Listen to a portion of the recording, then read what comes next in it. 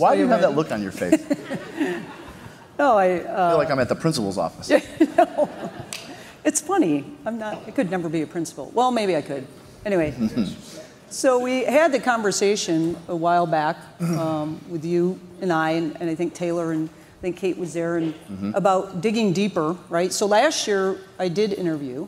Yes. And it was good, and we had good feedback, and everyone loved it. And I said, but there's a side of you that we get to see, right? Because we work closely, and obviously your family gets to see, and your best friends, right?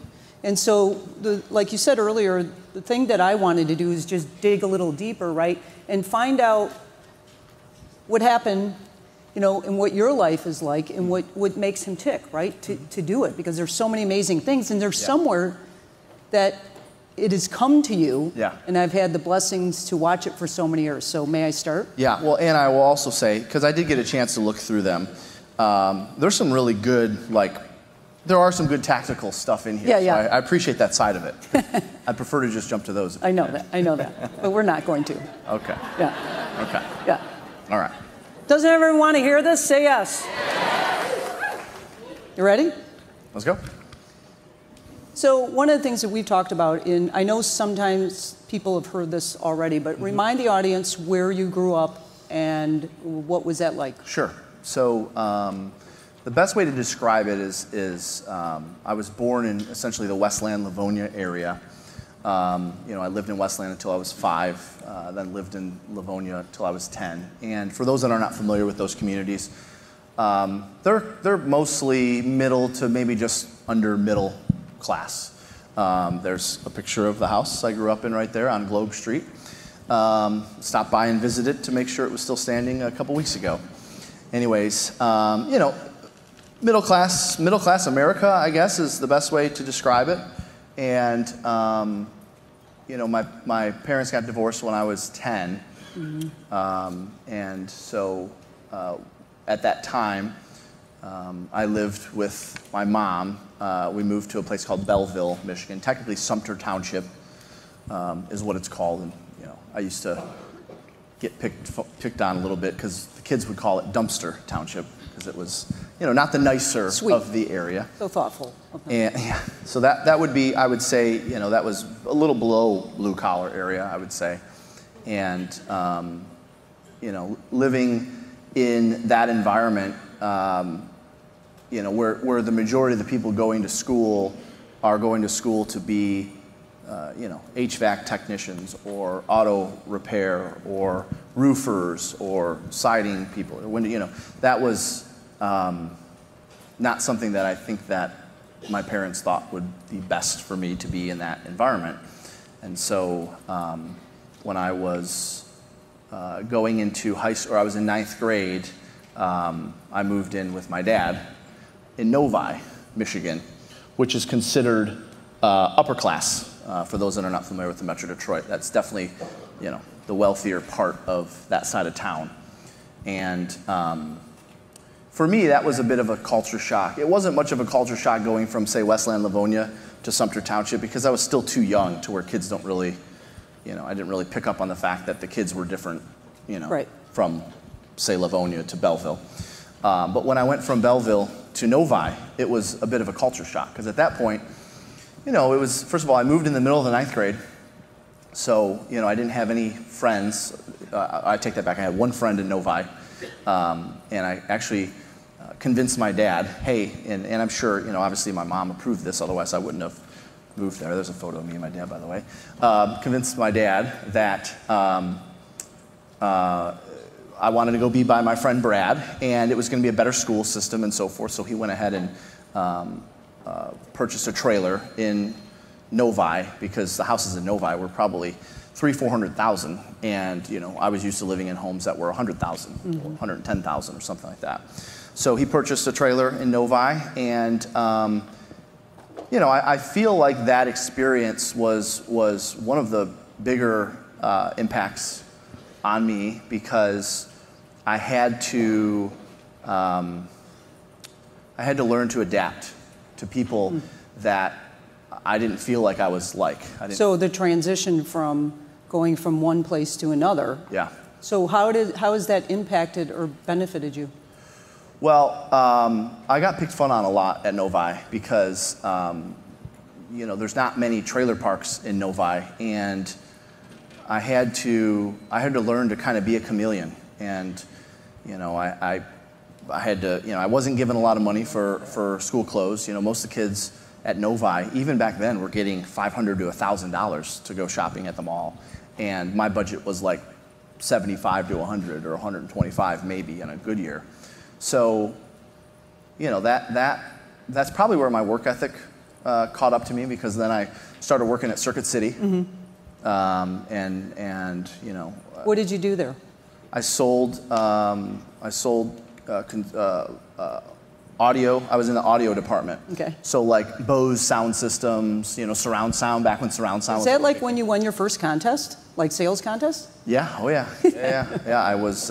Wait, how old are you? I was 16 years old, the #1 salesperson. Can't you see it? For Circuit City in the state of Michigan. How long did that take you to get to the #1 salesperson? It was my first full year. Okay, cool. Yeah, actually, they awarded me a trip to go down to Florida.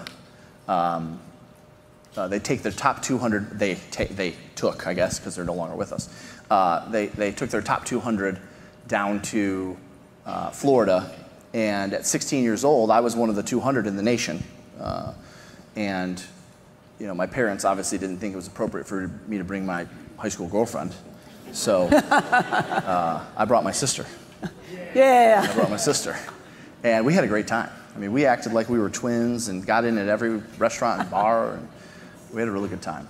And yeah, so I think that experience, learning how to adapt and being versatile, coming into an environment where I was, I mean, honestly, like I would hear kids talking about like, oh, he lives in the trailer park. Don't ask him where he lives in the trailer park. And when people would ask me, you know, I live in Highland Hills Estates, you know. That's the name of it. But I wouldn't really, I'd get this look, Highland Hills Estates. And it's amazing, high school kids in 9th grade were like, well, we live in a $400,000 house. We live in a $600,000 house. I mean, honestly, this was the conversation. It's tough. Chatter. And they were like, Highland Hills Estates, why have I never heard of that? You know, because they all ride their bikes to each other's houses and stuff. Like, oh, it's over on Grand River off Sealy. You've probably never been there. It's an old neighborhood. It's been around for a while. Anyways, where do you live? You know, like I would quickly get off the subject. And so, you know, being that I was in a situation where I couldn't necessarily keep up with the Joneses, that forced me to get a job and to start making good money so that way I could keep up with my classmates. Which is very interesting. That was the Circuit City one, yeah. Right? So the adaptability, right, is something that people struggle with all the time. So what is one piece of advice? I mean, here's a young man, right? He's in 9th grade. He's learning versatility, and a lot of people aren't really good at being versatile now. Yeah. The biggest piece of advice is, you know, you can't make decisions for people on what you think their background is and right. the way they should be. Right. You know, everyone deserves someone to get to know them, and you know, it's our job to get to know them. And I love that. And so in today's world, it would be, you know, like the bullying stuff, and we're not going to get into that, but it's tough. And I love what you just said. Yeah. Yeah, that's super important.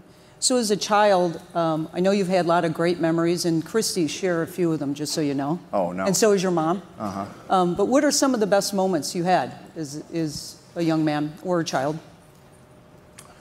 Well, I would say when I think of some of my favorite childhood memories, one of them was going to work with my dad Saturday mornings. So tell us what you did. We hung out. He put me to work. He sent me, you know, he worked in a machine shop in a bad part of Detroit. Yeah. So this is where I learned to look over my shoulder a lot, because he'd send me out to get breakfast, and it wasn't a good thing to do. Yeah. But you know, I got to get my homework done, and I learned, you know, I got to see what my dad did, you know, at work every day. And, you know, that was a really cool time for me to spend that. So tell me why. Why was it so cool? Sorry, bro. You got this. You got this. Because I could guarantee that he was sober.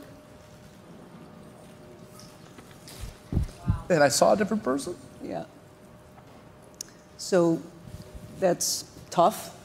I mean, like, and obviously real, right? And so let's see, you would go to work, and how many Saturdays was that? Like It for was how like many years? every other Saturday for probably 5 years, 4 or 5 years. Which is amazing. Mm-hmm. And then things shifted and changed? What happened?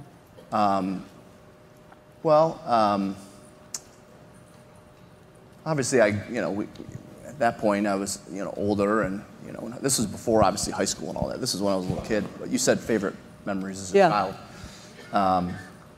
But also, before, we talk about that, because there's some things that happened since then. Yeah. I also think about some favorite memories. One for sure with the family, especially, and I have, my mom to thank for this, but we would go on a camping trip at Bruin Lake Campground. And that was, although, my dad wouldn't necessarily be sober for those, I got to hang out, with the rest of the family. And I feel like that's when our family was most, in line and cohesive. Yeah. At that time, and how old did you say you were at that time? Yeah, this was before they were divorced. So, 5, 6, 7, 8, 9, 10, those years. Yeah, that's cool. Yeah. And then I also remember a favorite one with my sister. She would let me run. I was going to ask you on about Sundays. that. She would let me run on Sundays. Run where? Well, Where? Get out in traffic. No, I'm just kidding. no. Just kidding. No, so my parents would go bowling on Sunday nights. Okay. And, at that age, you're supposed to go to bed at a reasonable time. But, they would go bowling and stay out till, 10:30, 11, I don't know exactly what time, but it was late. And my sister would let me stay up until we heard the garage door opening. And then as soon as I hear the garage door opening, I had to sprint to my room and go to bed and act like I'd been there for hours, act like I was sleeping. I love that. So I did that as a kid, fun. too. Yeah. My older sister did that fun. with me, Christy, too. Right? She's like, stay up till they come home, and then you run. So one of the things that I observed about you, about the family, in your memories, is how close-knit you are, right? And I love that, and I can relate, because I'm a big family person myself. So if I start crying, then we're in big trouble. But so why is that? I mean, there is a cohesiveness that I can feel when I'm with you, when I see your mom, and when I'm with. Because I think at the end of the day, we were just raised to be good people and love each other, and we had a small family, so there wasn't a lot of stuff we did outside of the family because it was a small family, and I think it's just, I know, what for me when they got divorced at 10, that was, which of course I'm not alone in that. I mean, more than half the people in the room probably had We lived through parents, that, right? Totally. It's hard. That was tough on me. At 10 years old, I remember exactly where I was when my mom told me, and I just remember thinking, like, what can we do? I know. To keep this together, So, I don't know. That's probably has something to do with it, maybe. I don't know. Yeah, no, I understand completely. So, obviously working with your dad was a big deal, and you have fond memories of it, which makes, brings our heart full in beauty, because sometimes that's all we have left is memories. So, and thank God we have them, right? Yeah. So, sorry. So this is going to be tough to follow up with this question, but you've had great memories of children. I can still see the love you bring with your family and how close you are with you and your friends. So what was some of the toughest moment that you can remember as a child, or growing up, or in general, just in general? Well, I mean, I think, accepting the fact. I mean, it probably took me until my senior year to accept the fact that my dad was an alcoholic, and that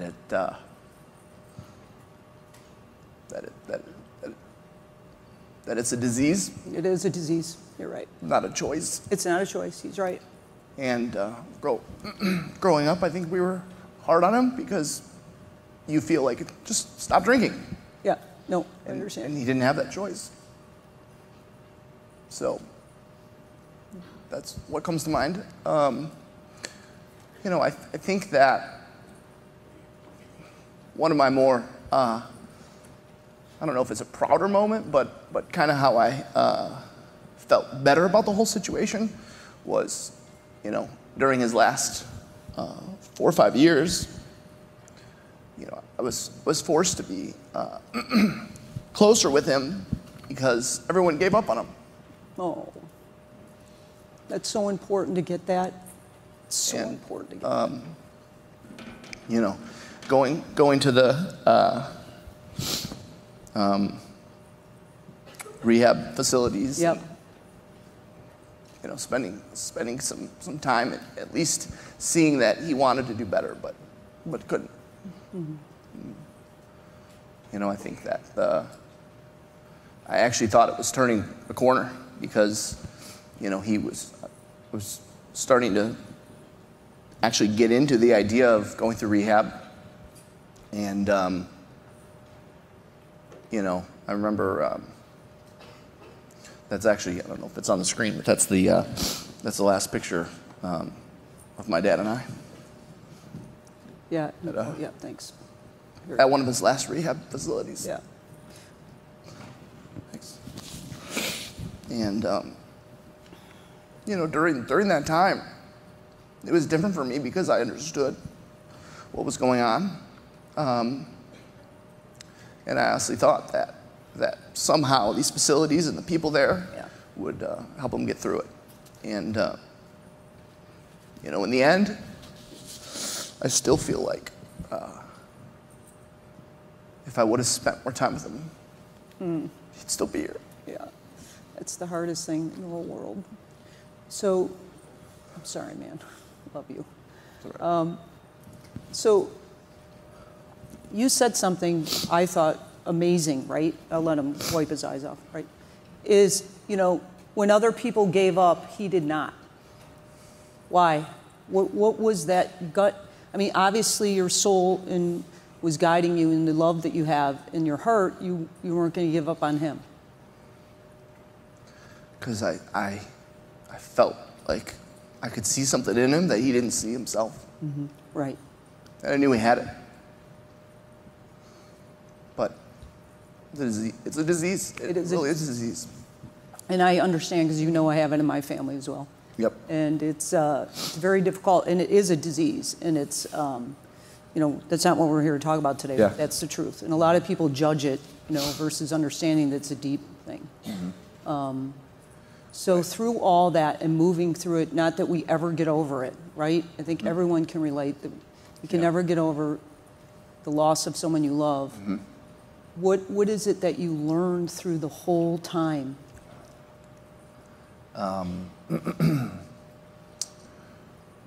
That, you know, and obviously, you know, I could say, oh, I spent more time with him, could have made a difference. But really, you know, time is the greatest form of love you can show someone. Yeah. And that's beautiful. You know, don't get lost in all the units and transactions and the volume and the awards. You know, don't get me wrong, we're here to do more and do better, make more. And you're going to have some sacrifices, but don't sacrifice it all. Yeah. That's what I learned through it. Yeah, so time is a gift to be with people and love them because we don't know how long we have, but also to give of yourself when no one else would. And that's what this world needs. I mean, I don't want to, you know, but that's what the world needs. Yeah. They need people to give more and stop judging, you know, what others have. Yeah. So that's absolutely amazing story. Yeah. So I have to just ask you this. when you were a little boy, you had 7 eye surgeries before the age of 1? Yeah, but maybe before 2. I did a little history. Yeah, I was born cross-eyed, and they did a surgery on me right away, and then both my eyes, instead of going in, they went out. They went wide. So then I had a 3rd surgery, and then they fixed one, but then the other one went up. So then they fixed that one, and then the other one went up. So yeah, 7 different surgeries all the way. In fact, my last one, I think, was, I was that kid that had to wear a patch on his eye in elementary school, all the way up until like 5th grade. Yeah. I think 4th or 5th grade was my last year wearing a patch. And it wasn't every day, but like after a surgery or after seeing the eye doctor, because they were trying to train my eyes to be straight. Yeah. And so yeah, I dealt with that in elementary school, which, it wasn't probably until 4th or 5th grade where you start getting made fun of for that. Oh yeah. 1st through 3rd, the kids, whatever. But yeah, that's something I dealt with. Yeah, 7 eye surgeries I've had. Listen, it's so interesting, and I just have to share this. So my twin sister is here, over there, and the other day, she had the same issue as he did as a child. Mm-hmm. And she's like, I've never met anyone who had a lazy eye, who had to have, so she had to wear glasses like when she was like, like 6 months or a year. It still creeps up every now and again. If you're talking to me, you might know. Someone's like, I noticed it. Yeah. Yeah. Well, the funny thing is I could... Thanks. I could see it. Did anyone bring any patches by chance? I can exercise it right now. Well, it's so funny with my twin because I can see her lazy eyes sometimes. And I said, now I see the resemblance, a little bit with the traveling, but that's an interesting thing to have to go through. Yeah, it just starts wandering a little bit. So I have to just ask a little deeper question. So does Kelly's. I can't wait for you guys to meet. We'll be like, whoa, what's going on? You guys will be like, wait. I'll be like, what are you two doing, right? But the one thing that I'm hearing in this conversation is we'll move forward, right? But is what, Kate did that great conversation with us, I can't remember what event, about resilience, right? Our last event.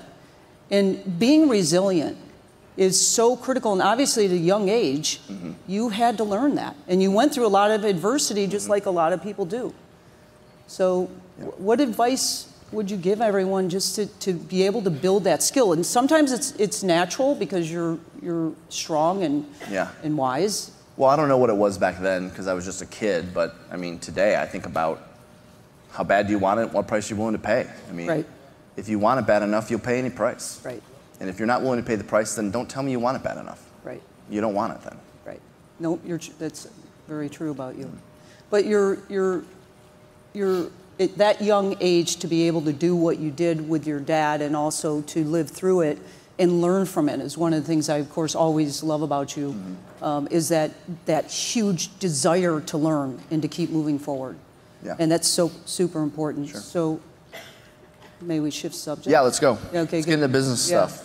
So he's like, thank God. What took us so long, right?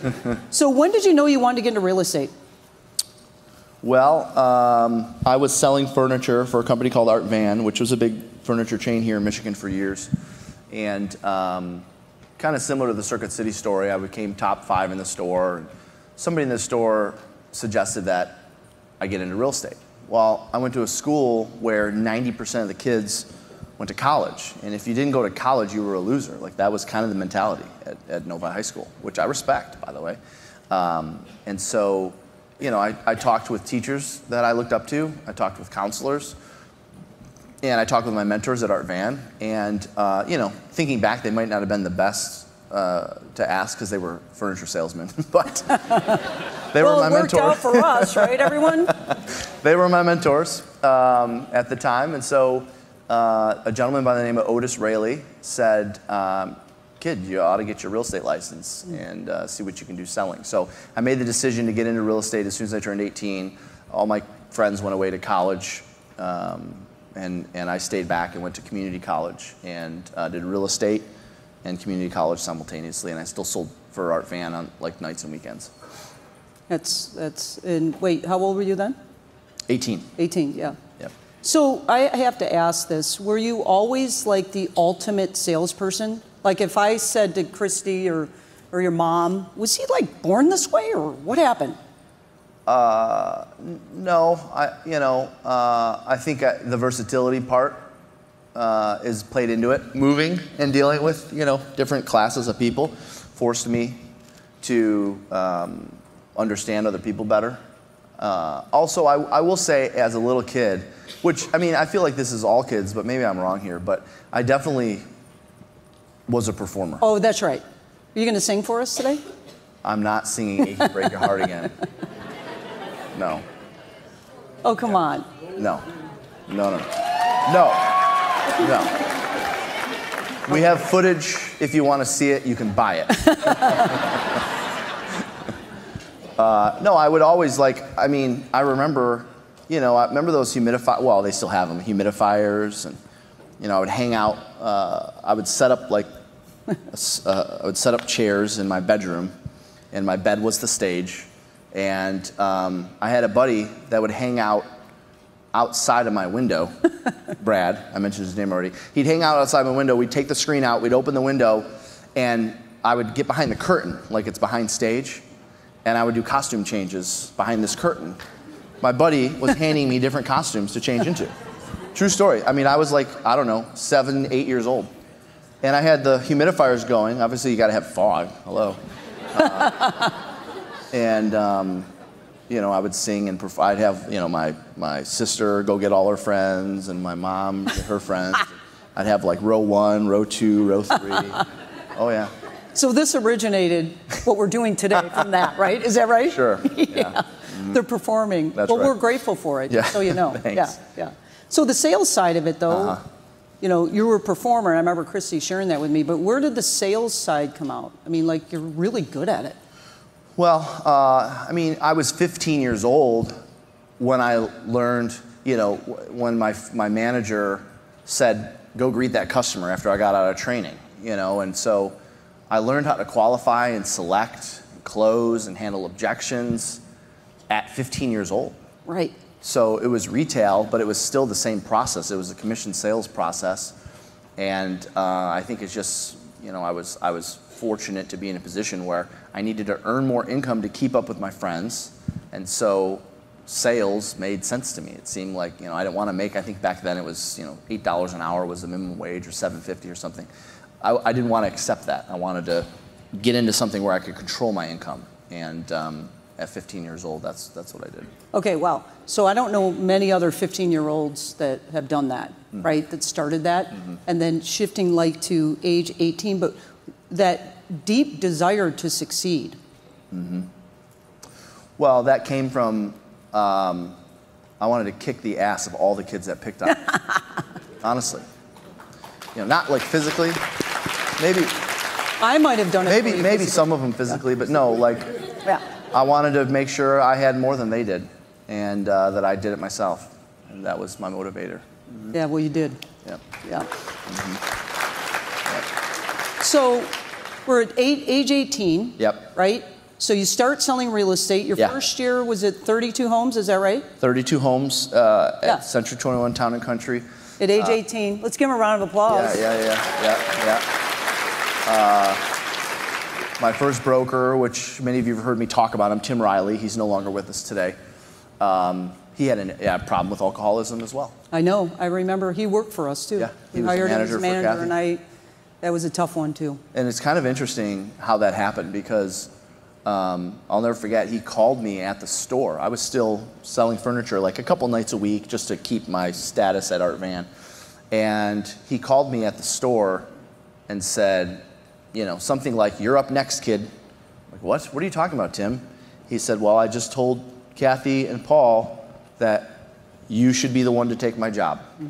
I'm like, "Why would I take your job? Where are you going?" "Don't worry about it. It's my time. The office is yours. I know, I believe in you, and I know you're ready for it." And that's when you hired me. I know. And, so that's kind of a full circle story, I guess. Yeah. Tim, he ended up, what ended up happening, he ended up moving to northern Michigan, actually, to be alone, because, I don't know what was going on in his personal life, but I know he had an alcohol issue, and he later passed away. And I remember that. here I am running his office. I was working for him, now I'm running his office. That happened very fast because I was only 20 at the time. Right, he was just 20. So 2 years experience when I became, actually not even 2 years, it was like 18 months. Right. You know, because it was the latter part of my year 18 when I got into business. So yeah, I was only 18 months experience when we started working That's together. what I thought. So 18 months, you did 32 transactions that 1 year. Yeah. And then what changed from selling to wanting to lead, besides the performing? I would say that the biggest thing was just watching agents in the office struggle. Oh, yeah. And I was not willing to accept that this is the saying, this is just the industry we're in. That's real estate. I wasn't willing to accept that. And I think I was too immature and naive to know that this is just the industry we're in, because I honestly thought I could help every single person in that office. And I was going to change the course of the percentages. And nope, I'm going to help this person. You know, they've been failing for 3 years. I'm going to turn them into a rock star. And I honestly believed that I could do that. Which is why I hired you, by the way, because I believed you could too. And I saw it in this young man who's age 20. And you can tell the story about the other company that didn't decide to hire you. Oh, yeah. Yeah, that was also, that was motivating, obviously, because my current company at the time, they said I needed a little bit more seasoning.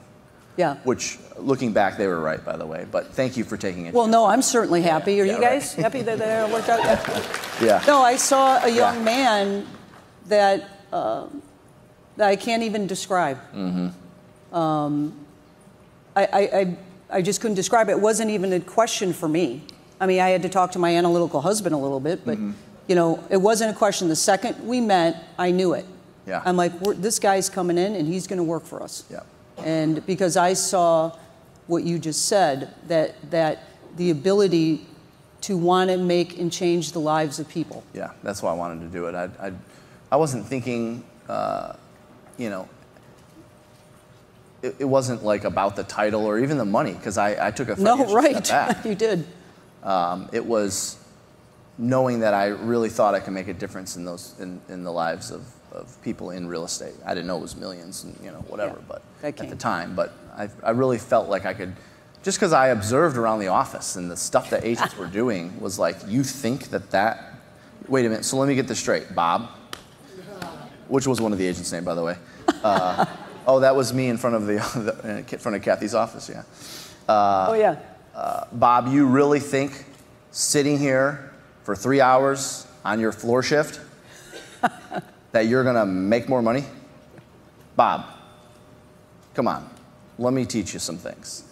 Which, that approach didn't always work for everybody, by the way. No, it didn't. I have a good example of that story when it didn't work, right? Remember? There's probably plenty of examples. So he was so young, right? He came in, but he was so hungry and so passionate. Wait, before we do that, when did you buy the Mercedes? So I started with you in 05, and that was in 06, so 1 year after I started with you. Well, we must have been doing something right then, right? Yeah, I mean, you know, it was used. I had to drive to Ohio to get it, you know. But, you know, I was 21 years old in that picture, so I was, like, obviously super proud.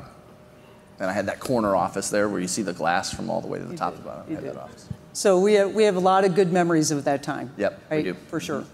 And it was a good time. So you worked with us, I don't remember the number of years, and then you had the desire to go and start your own place, which often happens, right? And I admire that tremendously. Yeah. And you had a clear vision. Again, since the day I met him at age 20, I could just see it like this, right?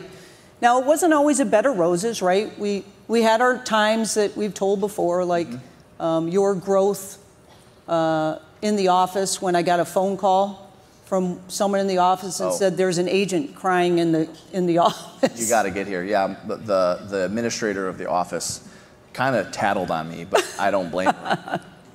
She said, Kathy, this is not good. You got to get out here. He's making agents cry. He's, you know, he's telling them, basically, in my mind, I was telling them the truth. But I was also 20 years old, and I wasn't sugarcoating it or thinking about them as a person. I was just thinking about, here's what you need to do to succeed. Yeah. And I remember specifically what it is that got me in trouble with that agent. Because I got in trouble. She came out and had a sit down with me and said, Jeff, you can't do that. She had to go in the agent's office and fix the problem. And it was because she wouldn't join us for script practice and role play. Right. Oh, yeah. Wait, tell them what you said, though. That's what you have to say. Do you remember? Well, I would go around the office and say, hey, Bob, you joining us for? Nah, I'm busy. Hey, Mary, you going to join? Nah, I got this going on. You know, and I only usually got like 1 or 2 people to join me. Frank Felt was one of them. But this lady, her name was Nancy, and she was always in every day for our script. She was always in the office during the hours of the script practice and role play, which took place in the conference room. So she could hear it. She knew it was going on. And I remember her saying, yeah, I don't do that stuff. And I said, well, according to the listing and sales board, you should consider it.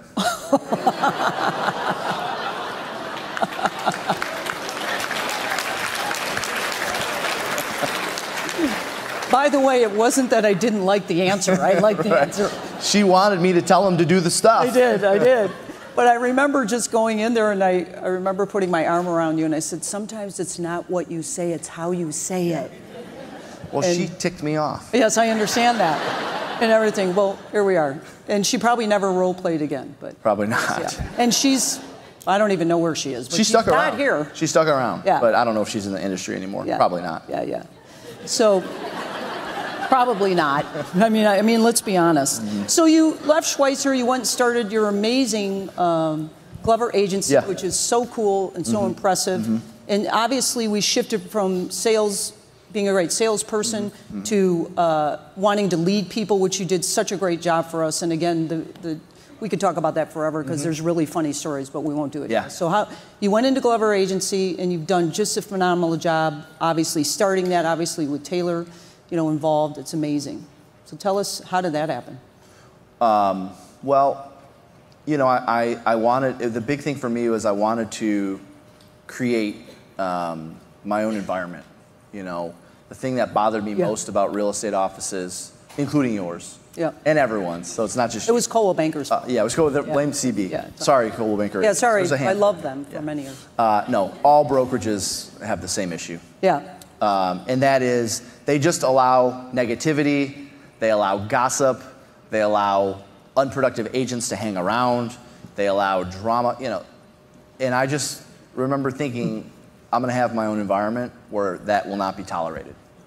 And so that was, first things first, first order of business was to get an environment where I could control the environment. High energy, bells ringing, music playing, flip the switch at the door, all the stuff. I really wanted to be able to control the environment because I felt like that really was the single at the time, and I still would put it in the top 5 for sure. The single greatest differentiator for a real estate agent to succeed is the environment they work out of. Totally. And, I know I'm kind of dating myself a little bit here, but seriously, if being in an office surrounded by productive people will do wonders for your career. And so, if you don't have that, be part of the change in creating that with your current brokerage if they need help with that. Because going from one brokerage to another is not going to solve anything. They all have the same problems. That's why I wanted to create our own environment. Yep, which makes sense. Yeah. So, and how long ago was that? That was, we opened the doors in January 2009. Okay, good. And now it was that long ago? I guess so. Mm-hmm. Yep. And then I coached you after that. Yeah. Yep. So, we didn't necessarily have any sort of falling out. No, we had a great... Because I wanted to do what I did with that company that I chose, and Coldwell Banker wouldn't allow agents to have offices nearby their franchisees. Yeah. And so I couldn't do it with you. Right. And so I had to find another option. Yeah, and it's amazing what you've done in so many years there. Well, creating the environment is a big part of it. Yeah, you got to create that environment. Yep. So one of the things, just shifting gears a little bit in the essence of time, is your passion is so contagious. I mean, it's so contagious. Mm-hmm. And then what I think about is deep down in your soul, everything that you go after, we can feel. I mean, Kate said it perfectly. I'm following Jeff, right? So there's a thing in here that just goes out to here. Yeah. And it's contagious. Yeah. How do you do that? Well, I think it has, and I guess you could argue it kind of stems from my upbringing a little bit still. My whole life I've felt like the underdog. Moving around, the underdog. Going to a high-end school, not having a high-end family, the underdog.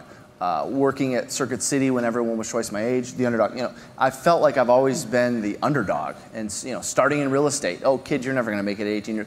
The underdog, everything. Speaking and training, there's a million. You're never going to be able to compete with this guy or that person. They're years ahead of you. I've always been the underdog, and I call it what you will, but I really feel like I have a special place in my heart for other underdogs. Well, we're glad about that. Yep. I mean, that's probably why I've been a Detroit Lions fan my whole life.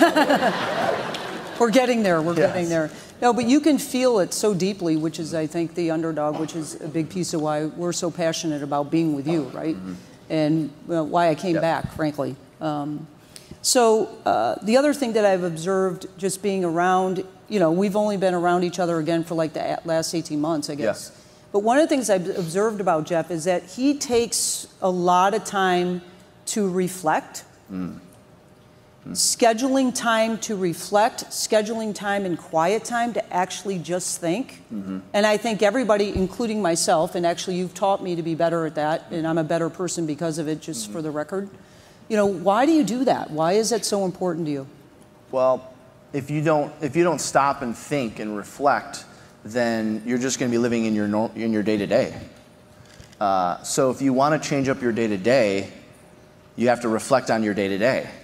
And so what people and it sounds cliche to say, well, you got to write what you're grateful for, and you got to, write your thoughts out, and you got to reflect. Like we've heard this from business owners and founders of big organizations for years. And I think a lot of people take it for granted that the amount of time that if you just set aside time to think and reflect on what you're doing, the answers will show up for you when you're not thinking about the day-to-day. And so we got to carve out time for that. Like for instance, actually a simple example would be for years, we had our leadership meetings on Saturdays. And while that would probably drive some of our leaders and staff crazy because they wanted to be with their families on Saturdays, and they weren't every Saturday. I mean, we did it like, once a quarter or once a month or something like that. There were no distractions. And it gave them an opportunity to get out of their day-to-day because there's not a lot of buzz around the office going on. And it gave me an opportunity to step out of the day-to-day and just think and reflect and brainstorm. And so I think we underestimate the power of quiet time in our thoughts. And you have to be intentional with that. So what do you do? Like, do you just sit and think? Do you write things out? Do things come to you? Because a lot of my... Saturday mornings. Right now I have 6 coaching calls on Saturday mornings, but usually for an hour before those calls and an hour after those calls, I'm thinking about where we're at as an organization, what's going on in the industry, why we're winning, why we're failing, and honestly my favorite, also is on Sunday mornings. Especially if it's the spring or summer, fall, getting out in the back patio, with a coffee and just hearing birds chirp and quiet. No TV on, no scrolling Facebook, just quiet thought and an open Word doc. Honestly, it usually starts with an open Word doc and just type your thoughts. Yeah, I love that. So actually, as I said, because of that, just so you know, it's helped me to be better. Yeah.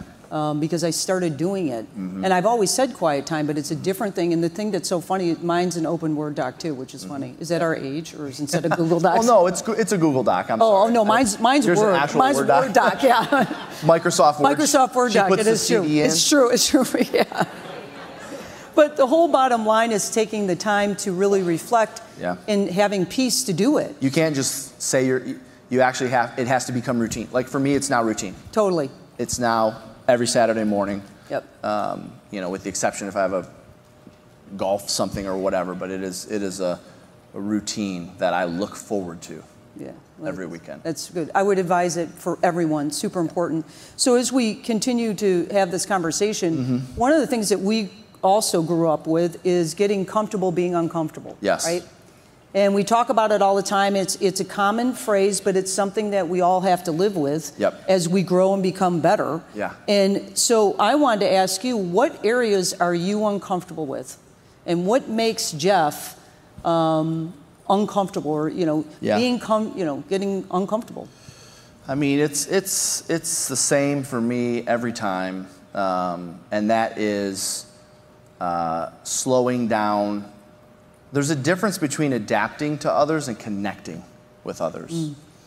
And adapting is just quickly understanding and making an assessment and changing maybe how you talk to them or whatever.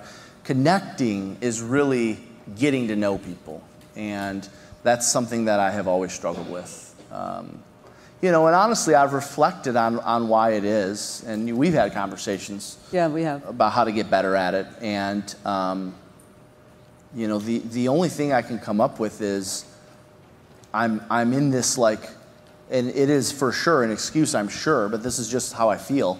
I'm in this race to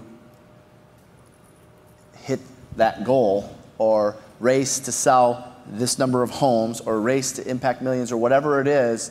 And to me, spending time connecting feels like it slows me down, and that it's going to slow my progress. When really I know it'll speed it up, by the way. I'm not naive to that. So I also think I have shown, maybe I'm wired differently, or maybe this is a normal thing for some people here, but I also show people, I think, just because I know deep down. First of all, just because I don't tell you that I care about you doesn't mean that I don't. Right. Because the people that I care about most are usually the ones that I challenge the most. And I do stuff that people don't even know that I'm intentionally challenging them, but I am. And I do, just so you know. Yep. I know when you're challenging me. And honestly, that is my way of caring for you, and helping you bring out your best. And for me, that's like the closest I guess I can get, or the closest that I get to connecting is, knowing that even though we may not agree on something, or even though I may assign something or give something that I want you to do, it's because deep down I really do give a shit about you. Yeah. And I know it's going to be better for you if you just do blank, whatever blank is. No, I love that. And that's something that I've also learned about him, really just being back here, is that how you show you care is by challenging us. What I hear you saying is you push us, because you can see more or want us to become better so deeply that, sometimes it's like, it's more like this than a challenge. I mean, it goes back to, I see so much more in people than they see in themselves. And that's my way of connecting, I guess. I don't know how else to explain that. So then the discomfort comes in what? For me? Yeah. Well, my mind is I feel like wanting to move on to the next thing, and wanting to tackle the next item or the next project. And so the discomfort is, this is slowing me down. I got to move on. Right. And so, that's an area of opportunity for me for sure. Right on. Yeah. Right on. I would agree with that. So give him a round of applause. Thank you. So Taylor and I and you have picked up the book, John Maxwell's book, The High Road Leadership. Being a high road leader, which is fantastic. Yeah. Everyone should write that.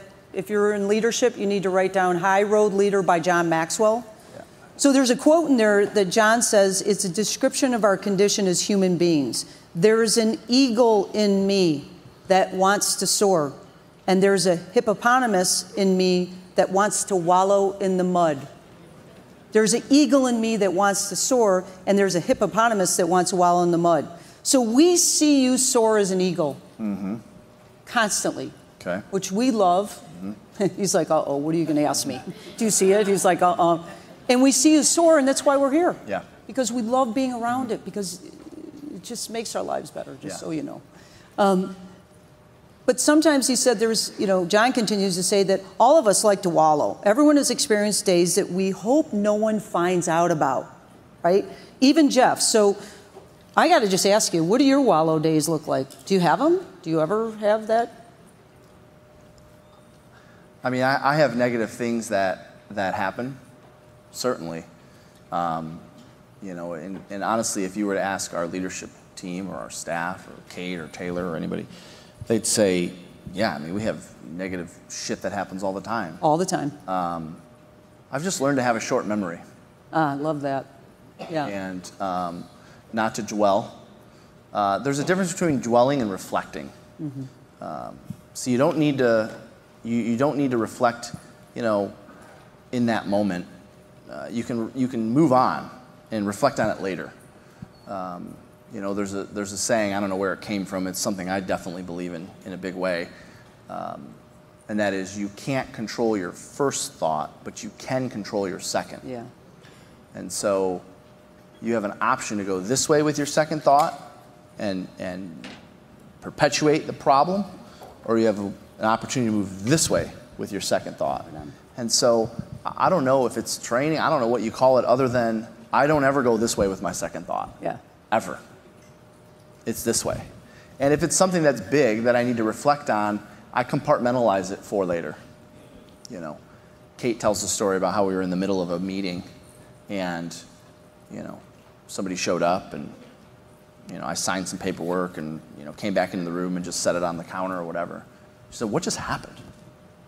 And my response is, oh, it's just a lawsuit. No big deal. I'll look at that later. What's going on? How many people are we going to have at the next event? Yeah. So things happen, shit happens. You just got to learn to compartmentalize it and reflect on it later. Don't dwell on it in the immediate moment. Good tip. And it sounds like flipping the switch. Yeah, I mean, that's what it is. That's where it came from? Flip the switch at the door. Yeah. Yeah. So I love that. You cannot bring your negativity, your family stuff, you can't bring it into the environment ever. Well, and also as a leader, I think you hit the nail on the head. You have to compartmentalize it. Oh, a perfect example of this, Kathy, I'm sorry. No worries. There's all sorts of chatter and stuff in the inner circle right now about people's flights who were delayed and all this other stuff. Okay, so it took you a lot to get here. Good, you're here, flip the switch, let's go. Yeah, exactly. Why are we still talking about it? Right. Okay? It happened. You're here, you're safe, LFG. LFG. I agree. So as we wrap this up, what are one or two things that you have to work on deep within you to be a better version of yourself, a better leader, to continue to impact the lives of millions?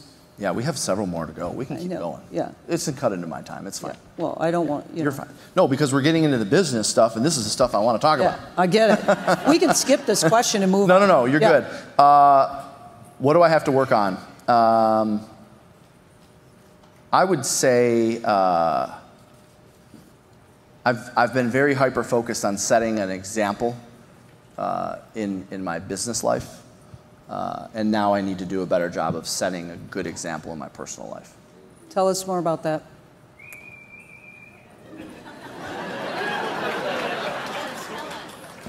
Well,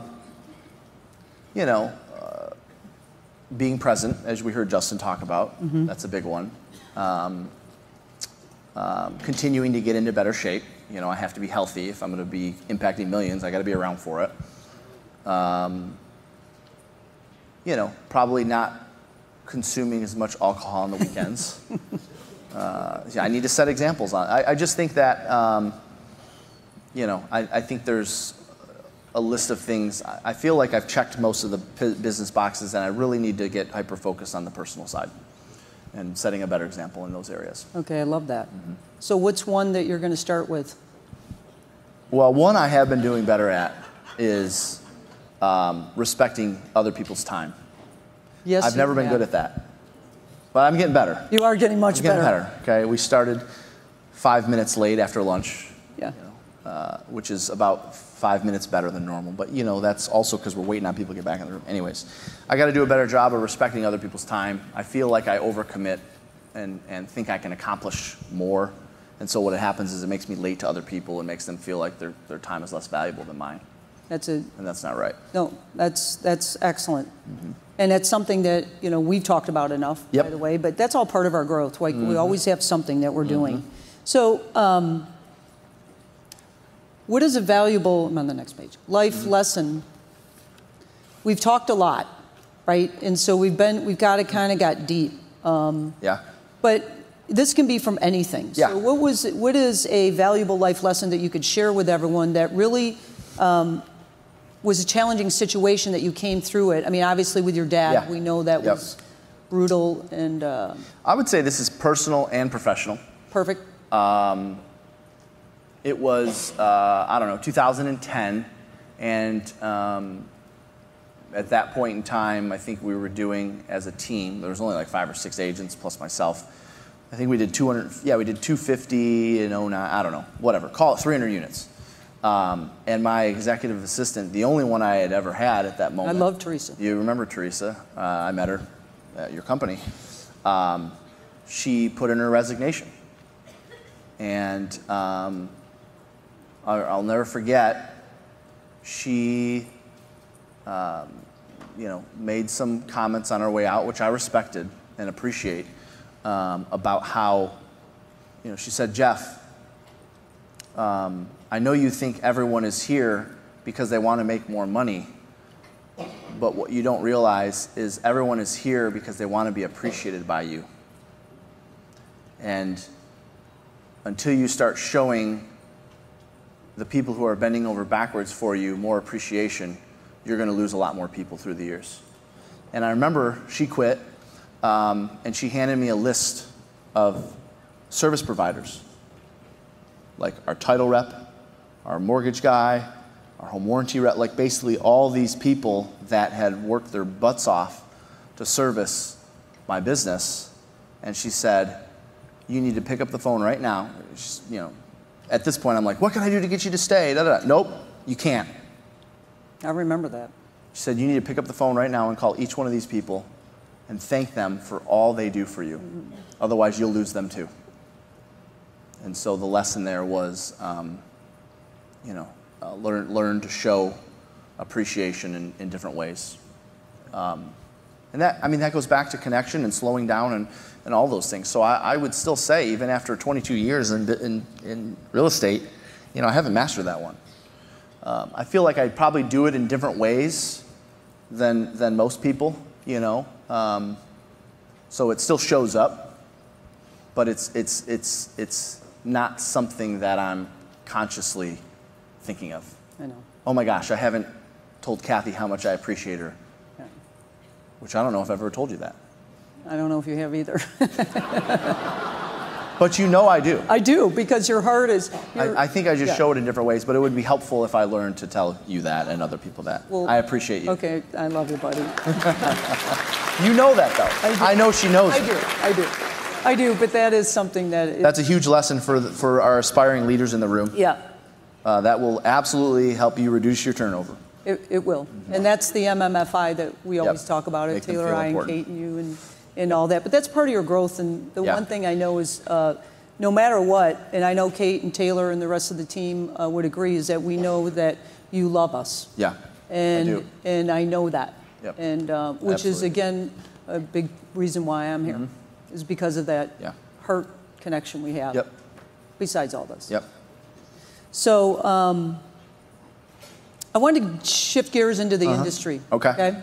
So, because I think we answered that. Yeah. What is the biggest challenge that you see in our industry right now? We know we have the NAR situation, and we get that, but what do you see in addition to that, or that sure concerns you about the industry? I would say that, you know, obviously social media does a lot of good for us, but one of the biggest challenges I see for our industry is that real estate agents who are yearning for good leadership mistake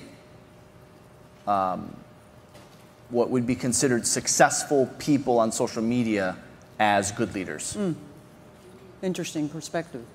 And so, you know, people want to follow people who seem to have it all figured out. And so I'm going to hitch myself to that wagon because that person has it all figured out based on what I see on social media. That doesn't make that person a good leader. And I think that's one of the biggest challenges we have in our industry. No doubt. And so that's an interesting perspective. I've not really heard it that way. So what concerns you about it, I guess? Well, what concerns me about it is that, as you guys know, what we see on social media for a lot of people is not really truly who people are. Right, of course. And so just because someone appears to be successful on social media doesn't make them a good leader. Right, so someone can perceive it.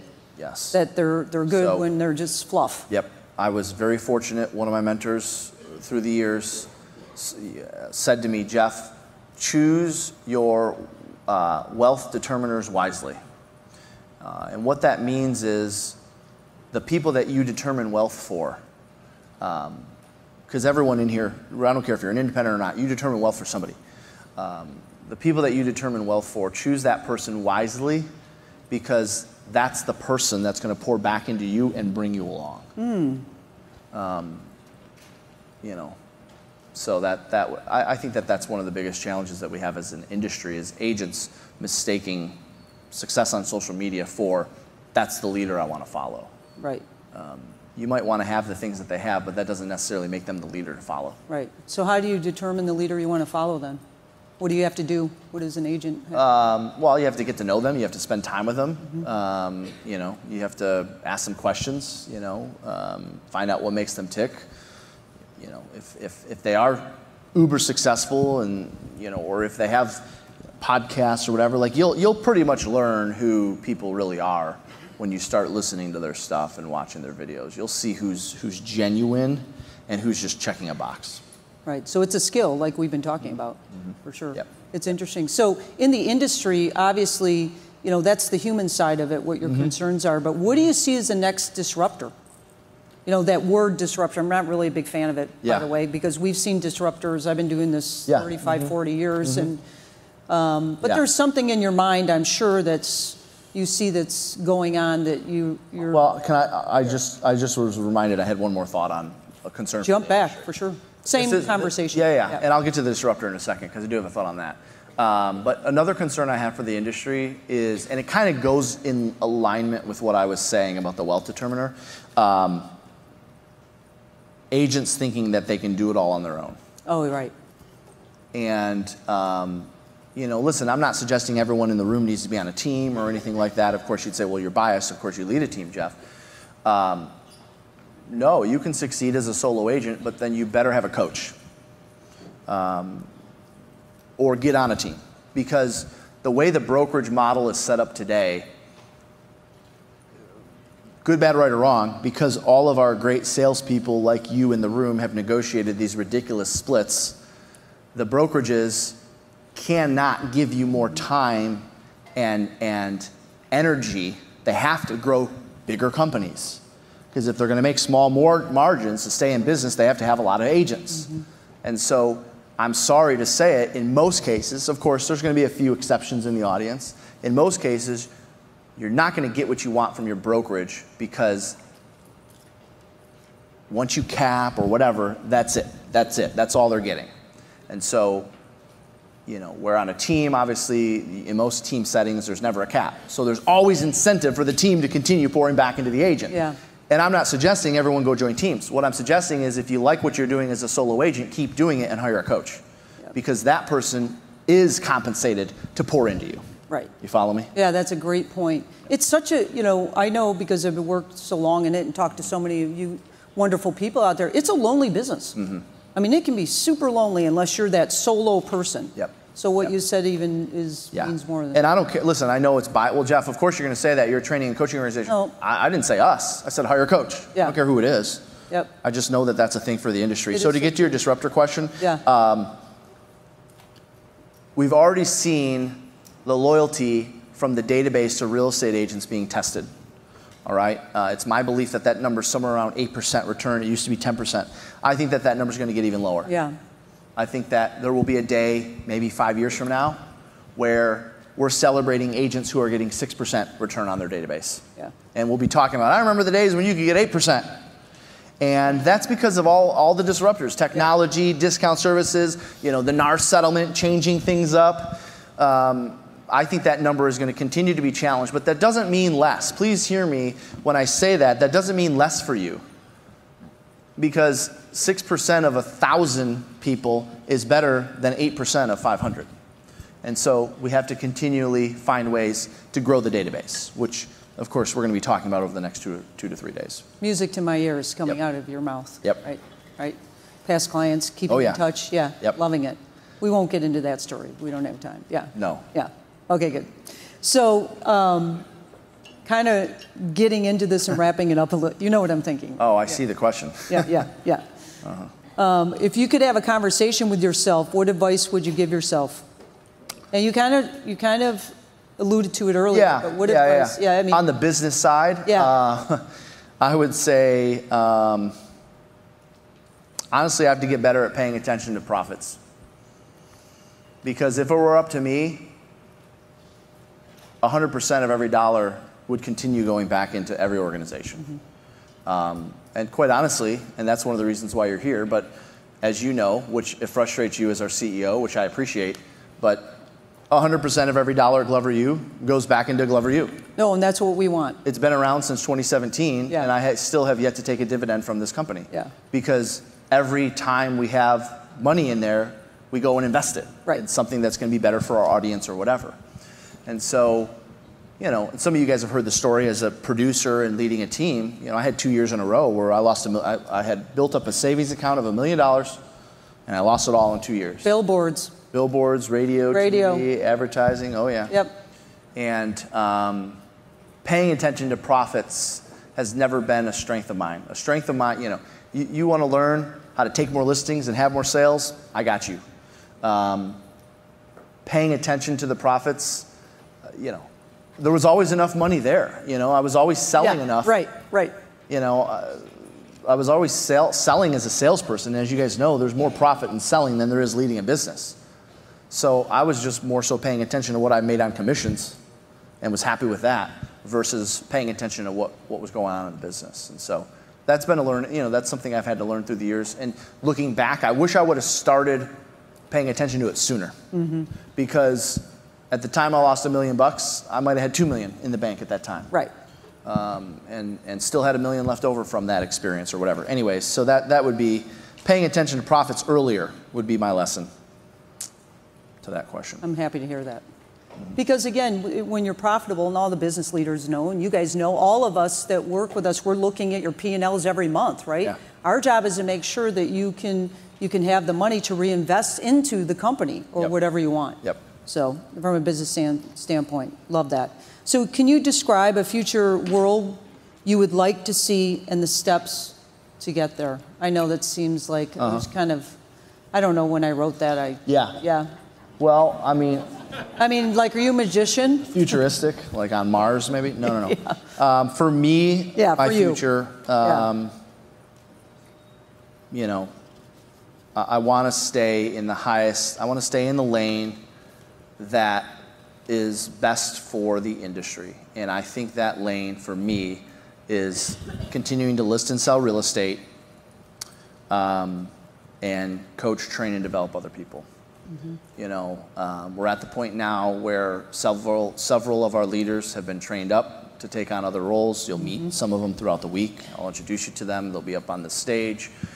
And really, when I think about my lane, as much as, by the way, I don't love listing and selling real estate, all right? But I do it for the industry because that is what's going to make Glover U different for the rest of at least my life, because I'm going to stay in it with you.